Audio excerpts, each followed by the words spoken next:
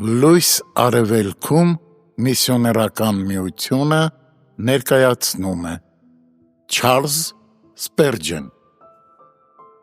Հիսուսը նրան ասաց. վեր կաց, մահիճդ առ և ման եք, Հովհաննես 5:8 Շատերի նման այս հաշմանդամն էլ սպասում էր, թե երբ հրաշք կկատարվի և երբ նշան կտրվի: Նա հոգնած նայում էր ավազանին,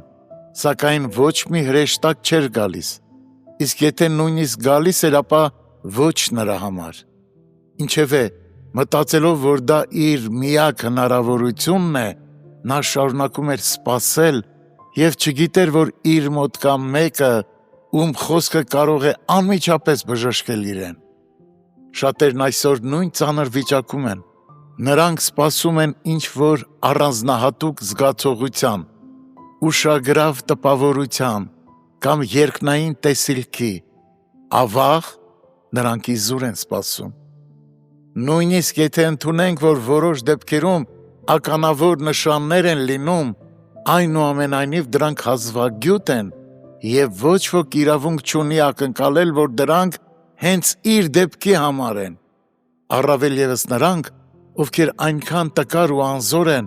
որ չեն էլ կարողանում իրենց նետել ավազանը, թեև այն շարժվի էլ: Շատ տխուր և ցավալի փաստ է, որ տասնյակ հազարավոր մարդիկ ներկայումս սպասման մեջ են գտնվում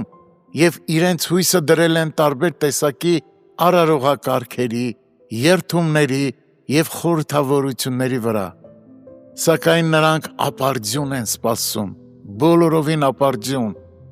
Այս խեղճ հոգիները մոռացել են իրենց Փրկչի մասին,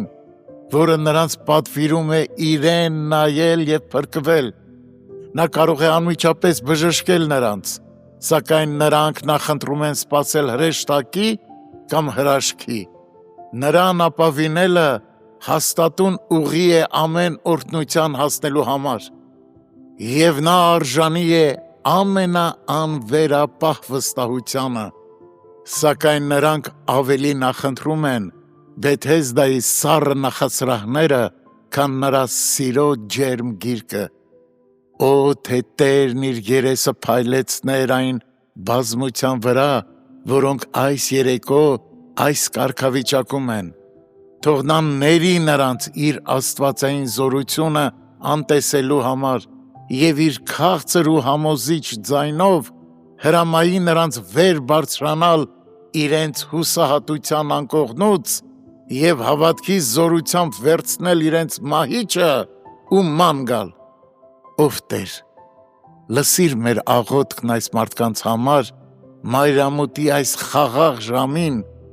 և մինչ օրը կմթնի, թող նրանք քեզ նայեն ու ապրեն: Թանկագին ընթերցող, իսկ դու վերցրի՞ր քո բաժինն այս կերակրից: